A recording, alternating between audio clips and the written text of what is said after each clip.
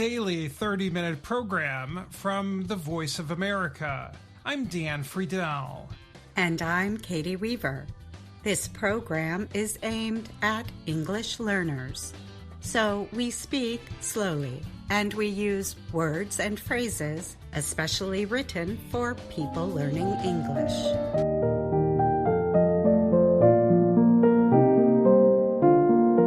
Today on the podcast, Dan Novak is here to tell us about a grandmother who is enjoying life again thanks to a video game. Then, Ana Mateo is here for this week's Words and Their Stories. Finally, Katie tells us about the presidency of Donald Trump. But first, the Higher Education Report. Harvard University's Claudine Gay recently became the second Ivy League president to step down under pressure from alumni, political activists, and supporters of the university. Gay was the first black president of Harvard and second woman to lead the university. She started the job only 6 months ago. Gay and two other presidents were widely criticized after making controversial comments to the U.S. Congress in December. Gay, along with Sally Kornbluth of the Massachusetts Institute of Technology and Liz McGill of the University of Pennsylvania, were called to Washington to discuss American lawmakers' concerns about anti-Semitism on college campuses. Anti-Semitism is the hatred of Jewish people. The U.S. House of Representatives Committee on Education chose the presidents because their schools had been at the center of the rise in anti-Semitic protests, a committee spokesperson said in a statement. The protests were related to the ongoing conflict between Israel and Hamas. Harvard graduate Elise Stefanik of New York is part of the Republican-led committee. She asked each university leader about how their school would react to calls to kill large numbers of Jews, something described as genocide. Stefanik asked McGill, "Does calling for the genocide of Jews violate Penn's rules or code of conduct? Yes or no?" Penn is the University of Pennsylvania, a member of the Ivy League. She asked the same question of Gay and Kornbluth. None of the school leaders were able to clearly say calling for the death of Jews violated school rules. The presidents were sharply criticized for their lack of clarity. Within a few days, influential members of the University of Pennsylvania community pushed McGill to resign. For a time, it looked as if Gay's job was safe.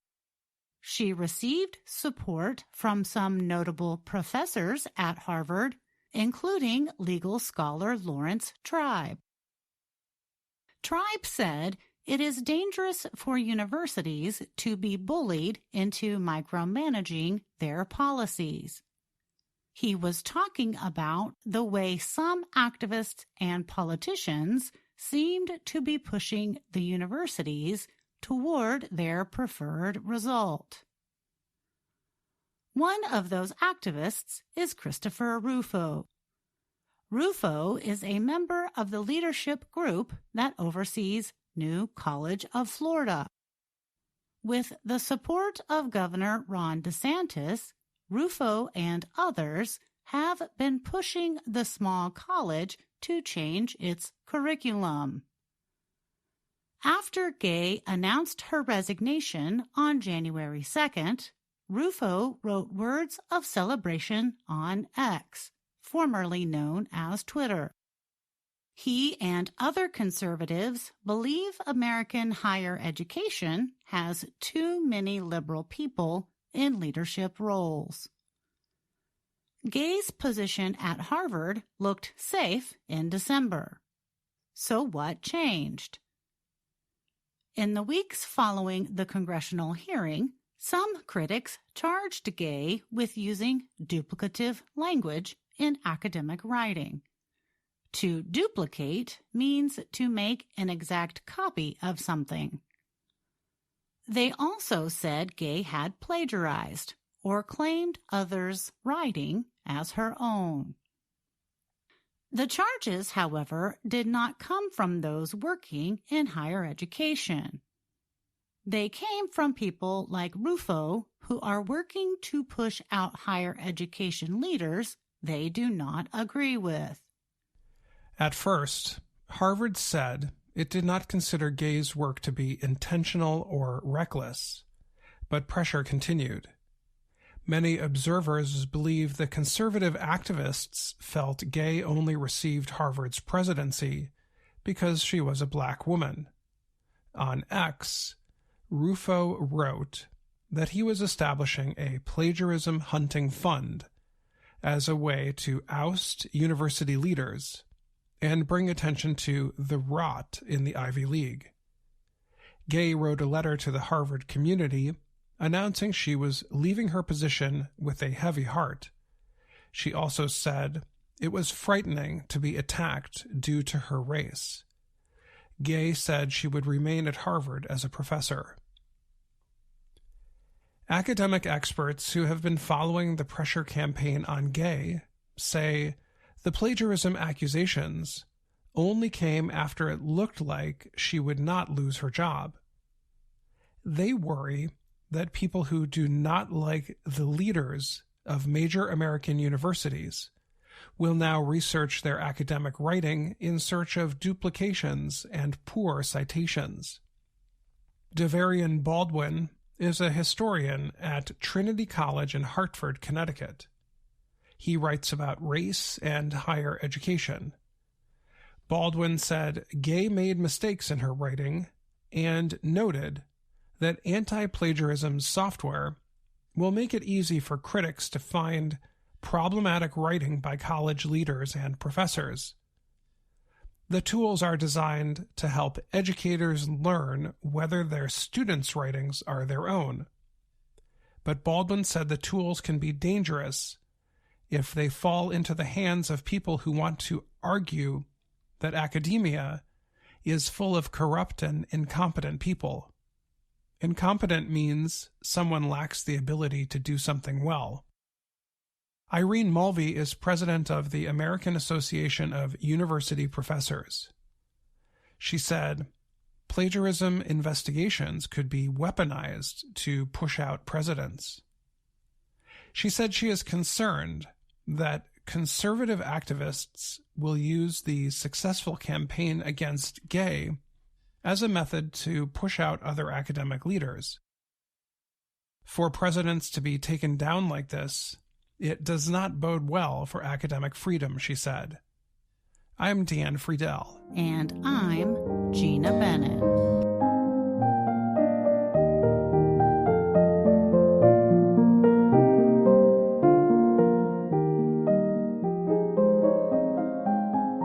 Few players of the online video game Free Fire know that one of their top opponents is an 81-year-old grandmother from rural Chile. From her professional gaming chair at home in a small village, Maria Elena Arevalo becomes a hunter. She shoots down opponents in a game in which tens of millions of players fight to survive on an imaginary island. Arevalo does not look like her online character, Mami Nena. That is the nickname she got from her only grandson, Hector Carrasco, who is 20. It was Carrasco who introduced Arevalo to the digital world of gaming.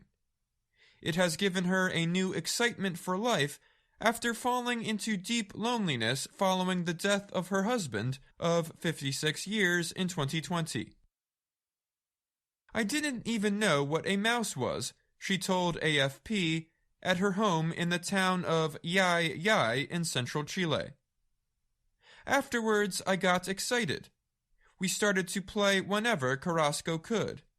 I felt better because I didn't think so much about my late husband anymore. At first, I didn't want to hurt anyone, she added, but with time, she grew more competitive. Today, Arevalo plays at the heroic level. That is just one level below the highest Grandmaster level, which only 300 players compete in. She has 4 million followers on social media service TikTok and 650,000 on YouTube, where she shares tips with fellow players. Last year, she visited Mexico City as a Free Fire ambassador for the game's anniversary celebrations. The cost-free trip was her first outside of Chile. All the kids asked me for autographs. It was beautiful. The day I die, I'll take that with me, she said. Earlier this month, Arevalo was named one of Chile's 100 most important older people by the El Mercurio newspaper and the Catholic University for helping break down age stereotypes. It's totally cool, and I feel like she's my best friend, Carrasco said of his famous grandmother. 3 years after starting to play Free Fire, Arevalo said she no longer feels lonely. But a recent study found that nearly half of people over 80 in Chile say they feel lonely. Older people are finding comfort in gaming. For example, a Ukrainian team known as Young Guard are strong Counter-Strike competitors. A 93-year-old Japanese named Hamako Mori is thought to be the oldest gamer in the world.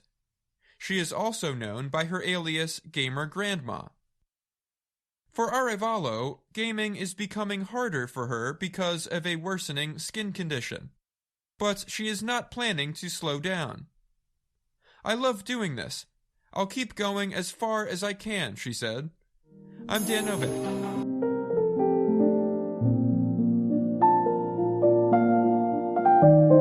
And now, words and their stories from VOA Learning English.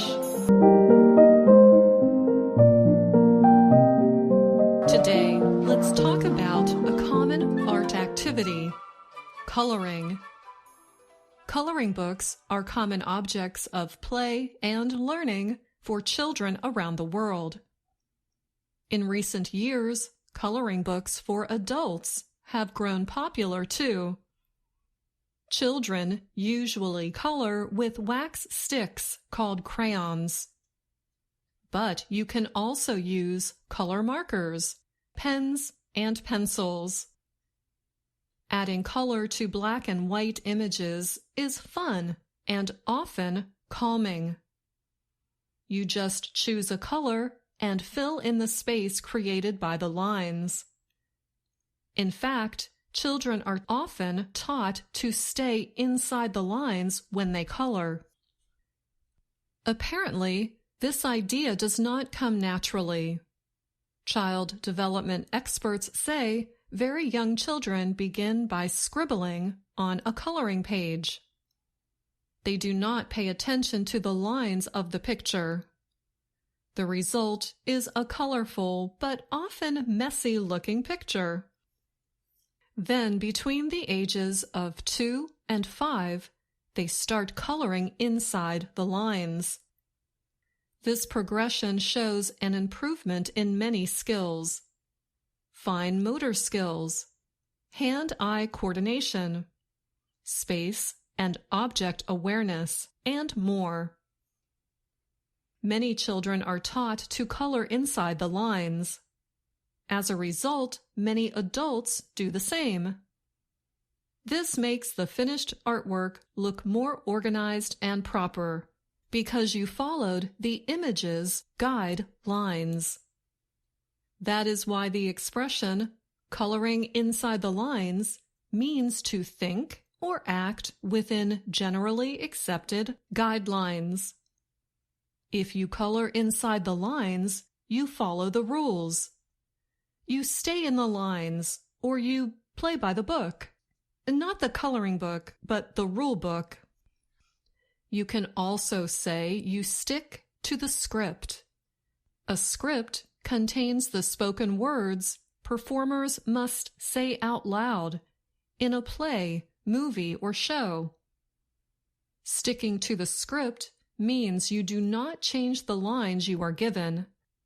Such people can also be said to toe the line.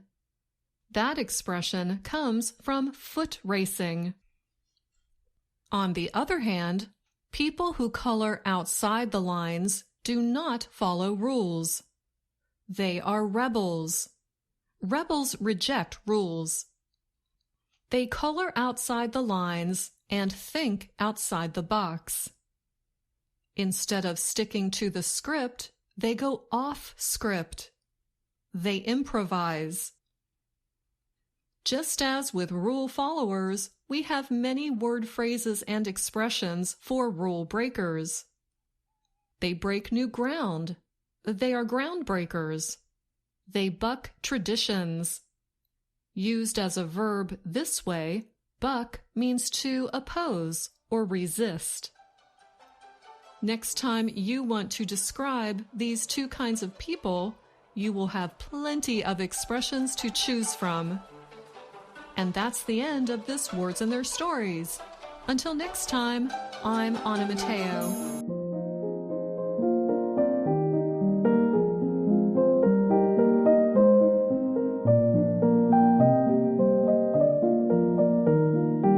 I'm Dan Friedel, and you're listening to the Learning English podcast.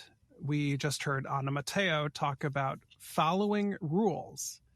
Anna, can you remind our listeners about how you approached the subject?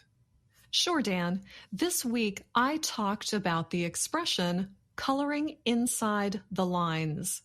That is a way to talk about following rules or guidelines. Anna, what are some of the other ways that people talk about following rules? Well, if you like sports, you can use the expression to toe the line. That comes from foot racing. If someone is talking about being a good rule follower, but they want to use a text expression, they can say that person sticks to the script. Maybe that would apply to recording something like a podcast, right?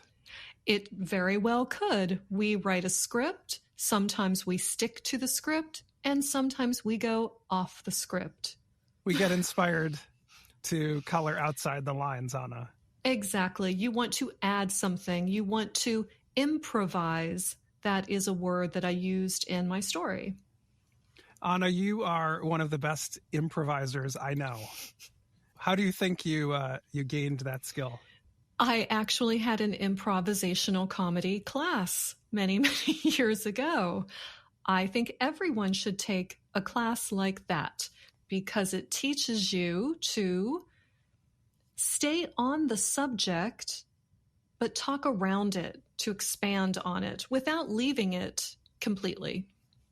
Well, we mentioned towing the line, but if you're good at improv, you can stay on your toes in case you have to react to something you're not expecting. Very good improv from you, Dan. So just so our listeners know, improv is a shortened way to say improvisational or to improvise. Now, Anna, when you and I are doing the podcast, I usually try to keep it moving along. So I'm the one who toes the line. We just want to mention how that saying came to be. And it's from running races, right? At the beginning of time when people were trying to decide who was the fastest runner among a group of runners, maybe they would draw a line in the sand. That's something that we've talked about in Words and Their Stories before. Draw a line in the sand and everybody steps up to the line, and nobody should get an advantage and put their toe over the line. So I think that's where this phrase towing the line and following the rules comes from. Does that sound about right? That's right, Dan. Runners do not want to have other runners to have an unfair start. So they toe the line. They put their toe up to that line. And that way everyone starts at the same place for the race. But I think it is okay some of the time to not toe the line, to go off script, or to break the mold. Those are other ways to say that you're doing something a little differently. You are thinking outside the box. Sometimes that is how great advances are made. Maybe you have a story about some of your own outside of the box thinking. During COVID, all of us had to work from home.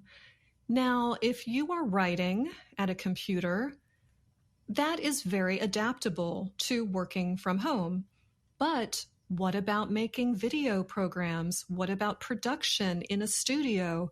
Those things had to change. We had to think outside the box.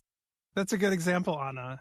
We wouldn't have had all of the great learning English videos without some good thinking from you and our colleagues. So what's one thing everybody did, or one thing you did, to make sure these videos stayed in production during the time that people couldn't work together in the studio? I personally like to shoot outdoors. The lighting is good. People do not expect a studio-like quality. So I leaned into that. That means that's my strength. I thought outside the box, and I used the outdoors to do my shooting. Even today, COVID is over. We're working back in the studios and at home, both. But I still like to go outside with my camera and take some video. It gives me new ideas and helps me think outside the box. So I'm keeping that part. The only problem about outdoor, outside the box thinking is when you have loud traffic noises like car horns or a train going by or maybe a noisy bird. But other than that, it sounds really good. Well, thanks, Anna, for telling us about your out-of-the-box thinking today. You're welcome, Dan. Thanks for having me. VOA Learning English presents America's Presidents. Today we are talking about Donald Trump, the 45th U.S. President. He was elected in 2016. Because his presidency is so new, this program will not discuss his time in office. Instead, it will discuss his early life. And it will note a few ways that Trump's background is unusual compared to most U.S. presidents. Donald Trump was born in Queens, a borough of New York City. He was the fourth child. He had 2 brothers and 2 sisters. His mother had been born in Scotland. His father, whose relatives were German, became a successful businessman in New York. Donald and his 2 brothers helped their father in the family business. At the time, the business was called Elizabeth Trump and Son, after his grandmother and father. The work related to building, buying, and managing property. By his own telling, young Donald often created trouble in school. So, when he was 13 years old, his parents sent him to a military-style school. Donald said that, for the most part, he enjoyed the experience. Other students there remembered him as a good baseball player, as popular with girls, and as someone who wanted to succeed. Trump went on to college, first at Fordham University in New York, and then at the University of Pennsylvania. He earned a degree in economics. He was also already investing in real estate. After he graduated, Trump quickly returned to New York City and his career. In time, he became the head of the family business. He renamed it the Trump Organization. As its president, Trump developed and put his name on luxury buildings, casinos, hotels, and golf courses around the world. Later, he became linked to the entertainment industry too. He became a part owner of beauty pageants, hosted a television show, and wrote a book about how to succeed in business. During those years, Trump also married 3 times and divorced twice. The media wrote especially about his first and second marriages because he openly had a relationship with his second wife while he was married to his first. In 2005, he married Melania Naus, a former model from Slovenia.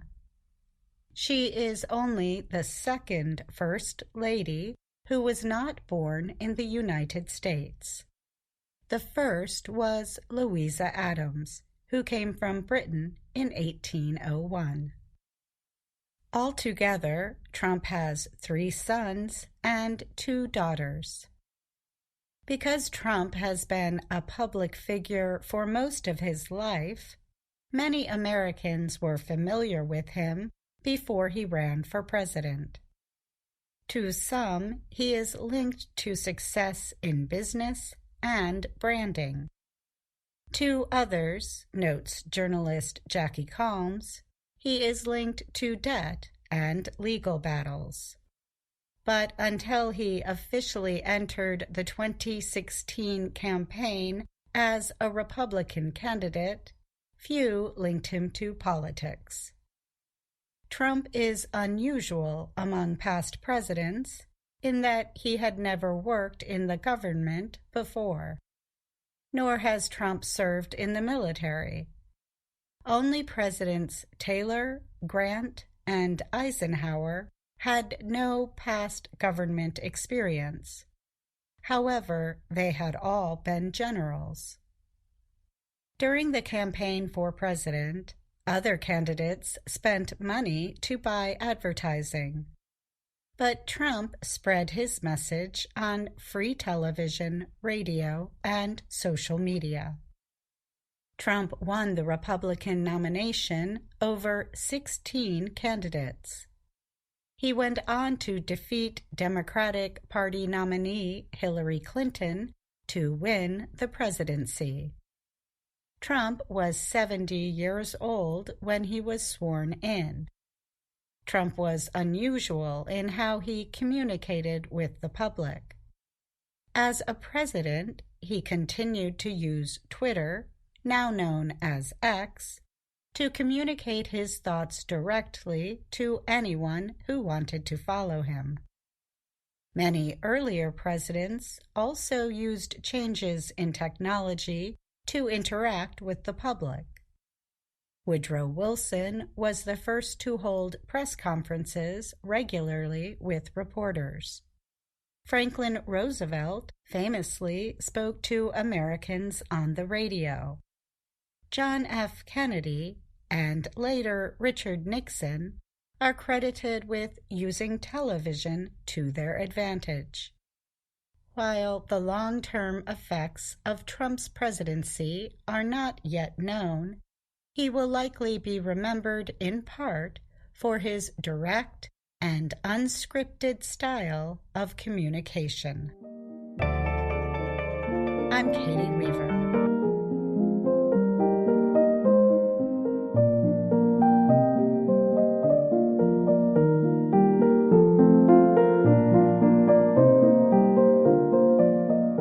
That's the Learning English podcast for today. Thank you, Katie, for that report. And thanks to our VOA colleagues for their work on today's program. Most importantly, thank you for listening. For more, visit our website at learningenglish.voanews.com. I'm Katie Weaver. And I'm Dan Friedel.